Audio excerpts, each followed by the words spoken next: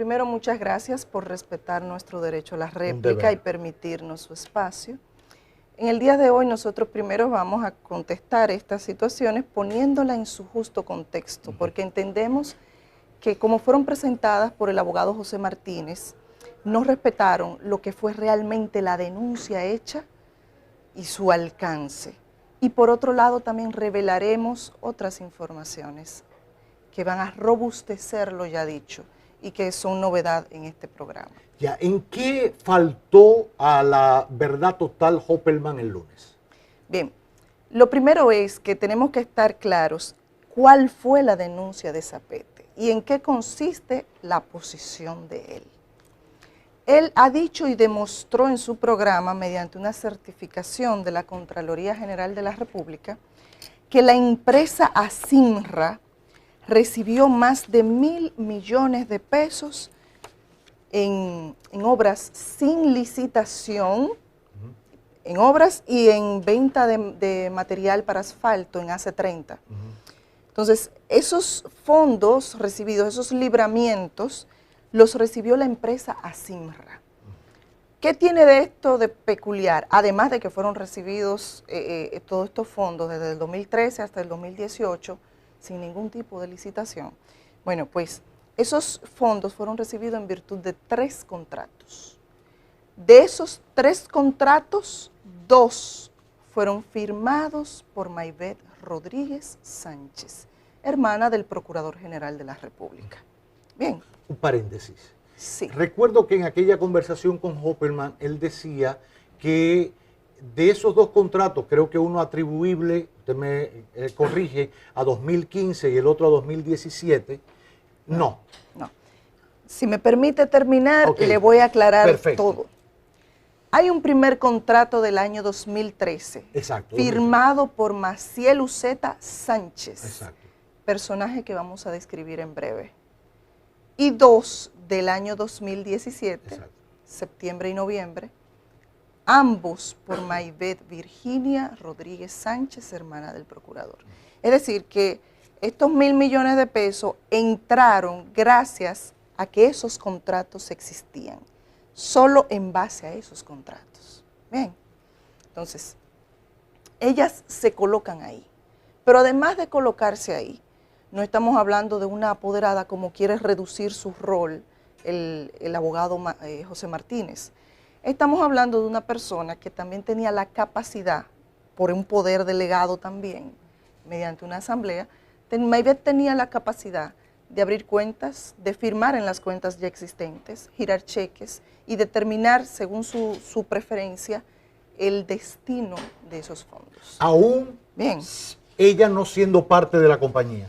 El no siendo parte también es algo que queremos aclarar. Queremos aclarar. Y lo queremos hacer de una manera veraz, como siempre nos caracterizamos. Si ustedes se fijan, la asamblea, que nosotros de hecho repartimos en la audiencia pasada a la prensa, esa asamblea firmada por Maybeth, dice aquí, en su condición de gerente y apoderada de la empresa, poder para firmas en cuentas bancarias, apertura de cuentas bancarias y los poderes para utilizarlas según determine y según su preferencia, para manejar asuntos comerciales y financieros, es decir, y sobre todo, para representar la sociedad ante instituciones públicas. Bien, o sea, estos fondos vienen producto de esas capacidades y de su capacidad de disponer del dinero. No solo era para firmar, es una capacidad para interactuar con los fondos de la compañía, que dicho sea de paso, se alimentó de más de 1.000 millones de pesos de fondos públicos. Exacto. Bien, entonces. Que usted dice que no fueron licitados. No hubo licitación.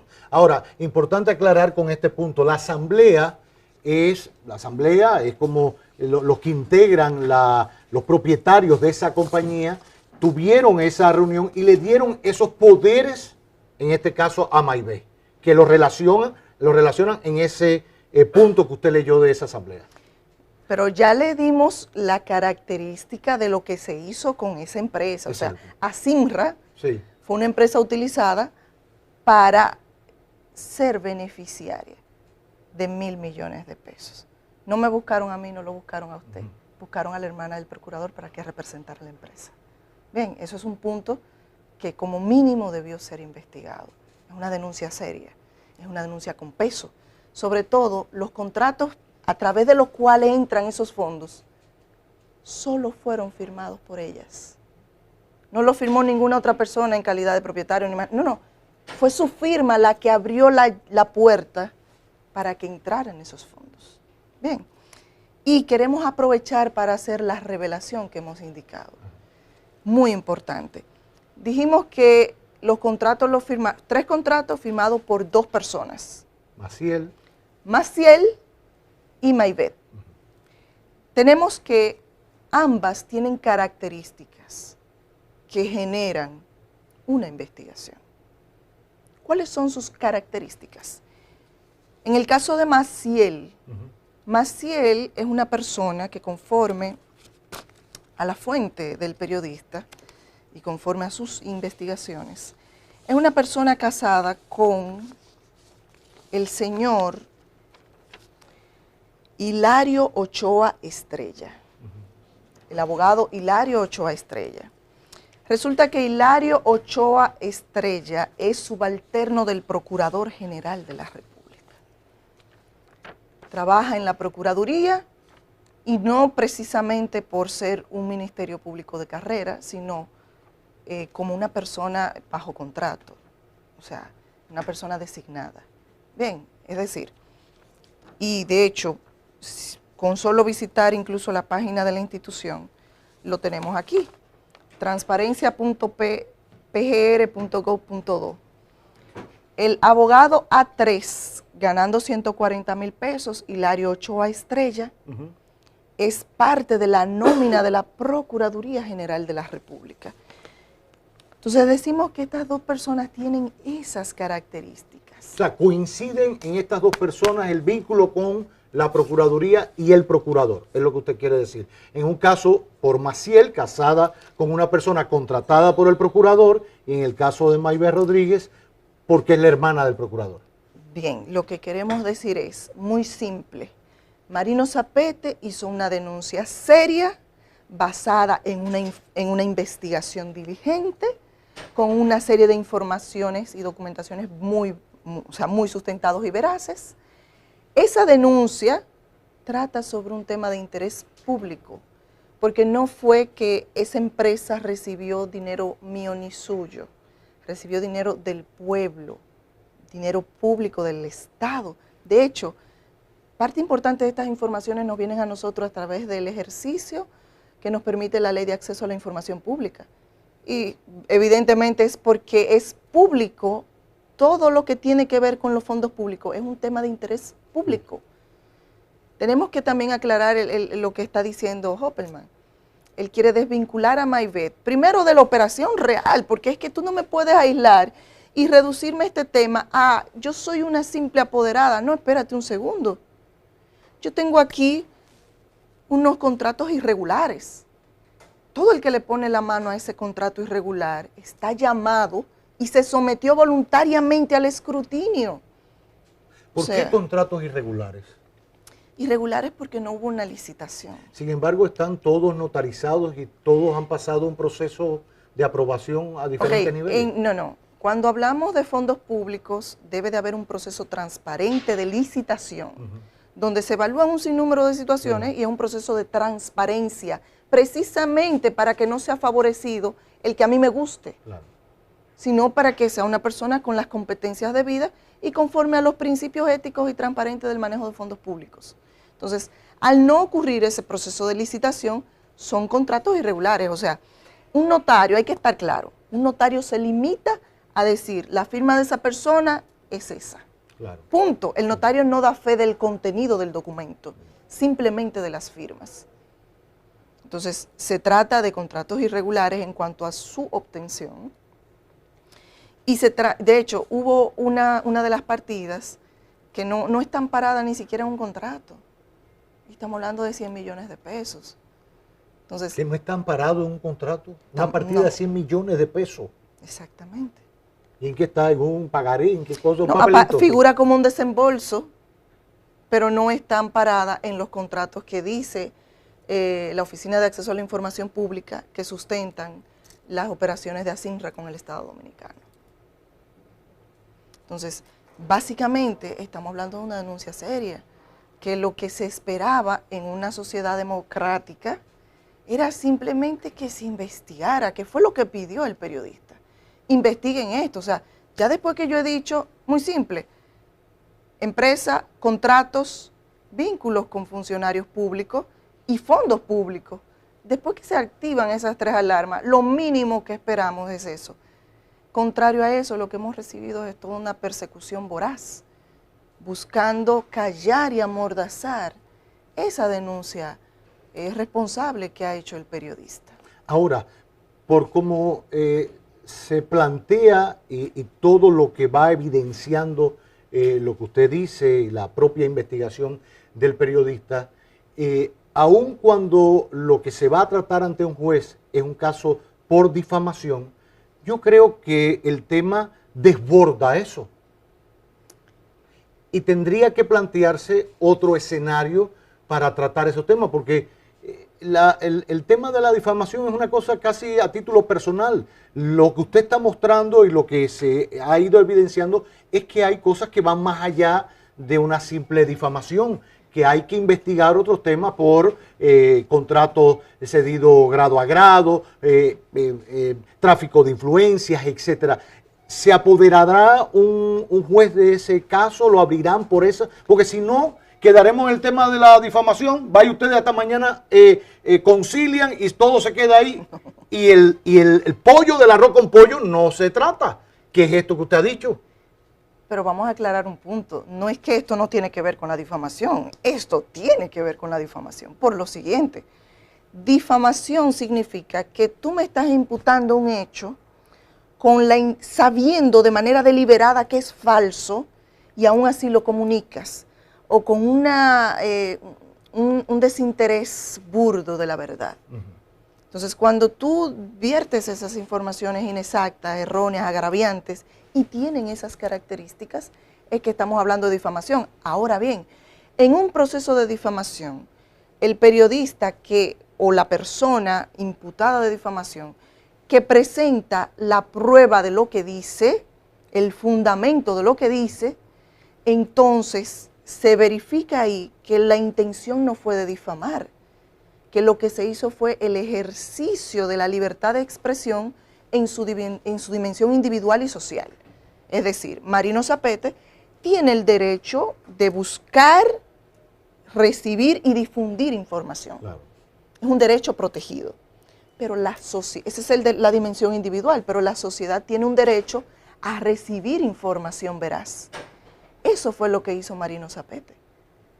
Y todo lo que él manifestó no fue más que una denuncia y una petición de investigación en torno a hechos que tienen fundamento. El abogado Martínez Hoppelman refería que yo le preguntaba, a propósito de unas declaraciones de la ex magistrada Miriam Germán, decía que era una torpeza haber demandado a Marino Zapete, haber judicializado la opinión que él había dado. Hoppelman decía que al final él lo que estaba buscando era un periodismo responsable, que el hecho de la libertad de expresión tenía también sus límites para no afectar la honra de los demás. ¿Usted qué opina de eso? Muy simple.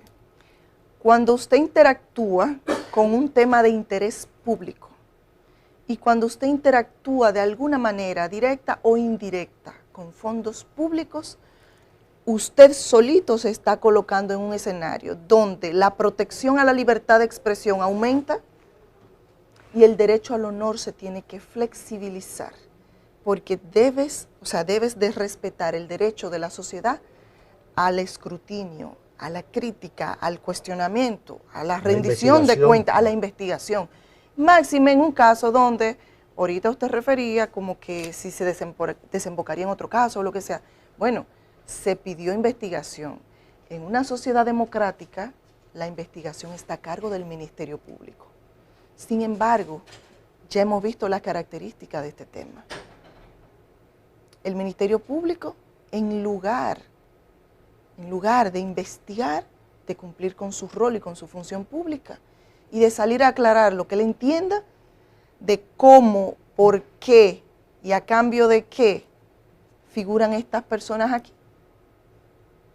En lugar de eso, lo que ha salido es a amordazar al periodista, a cerrarle las puertas y a tratar de impedir el libre flujo y debate de las ideas. Es decir, es una actuación donde lo que estamos es retrocediendo. A mi modo de ver las cosas y según la experiencia que tengo en los temas jurídicos, no hemos hecho un uso abusivo de la libertad de expresión. Y el derecho al honor, en este caso, nosotros no lo hemos lacerado, no hemos tenido la intención de lacerarlo, para nada. Nuestra intención ha sido la de informar. Y esa intención y ese hecho están protegidos por la Constitución y por las leyes. Le hablé que mañana hay una audiencia de conciliación, según ya he aprendido con tantos abogados que me persiguen en la vida, que es la primera etapa de un proceso que se inicia ante un juez y después se pasa a otro proceso, instrucción, hasta llegar al final, al juicio. ¿Posibilidad de conciliar mañana ambas partes? De nuestra parte, nosotros estamos en la mejor disposición de sostener la verdad de lo dicho, de sostener la veracidad de lo dicho en cualquier escenario al que seamos llevados. Esa es nuestra posición.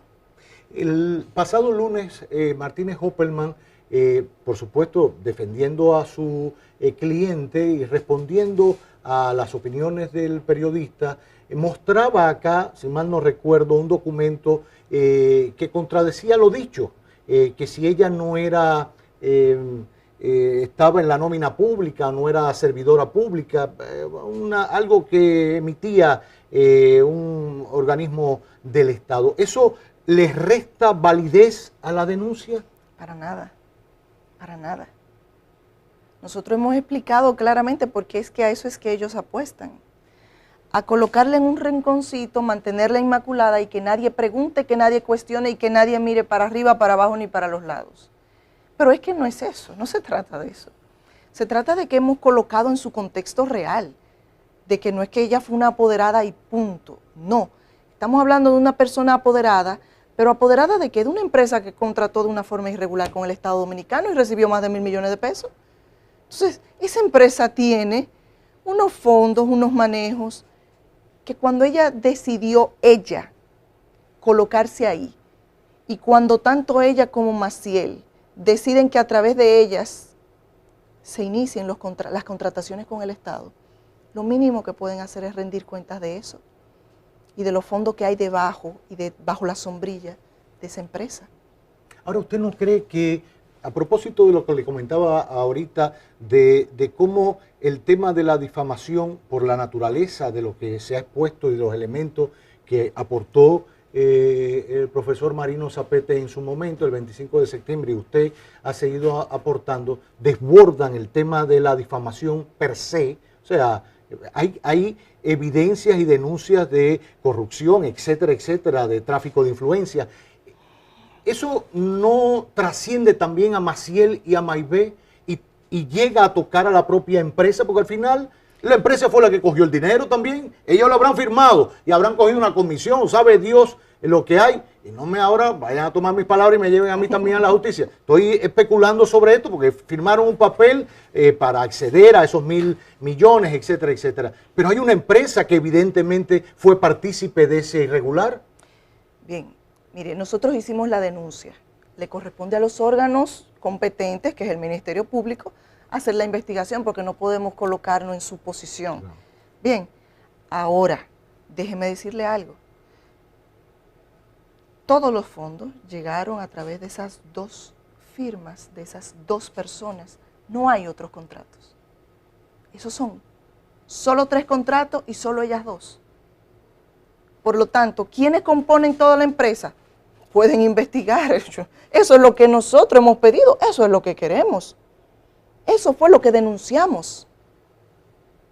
Pero le corresponde a un órgano responsable, a un órgano que ejerza esa función y de manera independiente hacerlo. El periodista denuncia, indaga, revela, difunde, pero ya la parte de la investigación de todos esos eventos que pudo haber conllevado esas operaciones, esos contratos, esos libramientos de fondos, ya eso es otro tema que si se va a traducir o no en un proceso penal depende del Ministerio Público. Exacto, que haya la voluntad para investigar a otras partes que puedan estar involucradas. A todas las partes que quieran, a todas. Nosotros no tenemos un personaje favorito. Evidentemente no va a haber conciliación. ¿Cómo sigue el caso en lo adelante? Bueno, o sea, para que la gente ya de una manera didáctica para la... Lo que ocurre con una acusación penal privada, que es el caso, es que hay una primera audiencia de conciliación. Si las partes no llegan a un acuerdo, se levanta acta de que no hubo acuerdo y el juez convoca un juicio de fondo. Dentro de los 5 días de la convocatoria al juicio de fondo, la parte imputada presenta las pruebas e incidentes que tenga del proceso.